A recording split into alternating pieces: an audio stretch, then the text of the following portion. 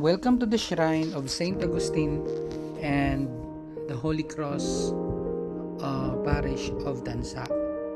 Last month, nag-pilgrimage kami, so isa to sa mga simbahan na binisita namin. Napakaganda ng lugar.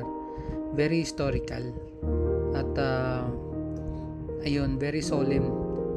Sa part 2 ay papakita ko po yung museum, pero yun, sobrang babait ng mga tao dito sa Holy Cross. Ayan.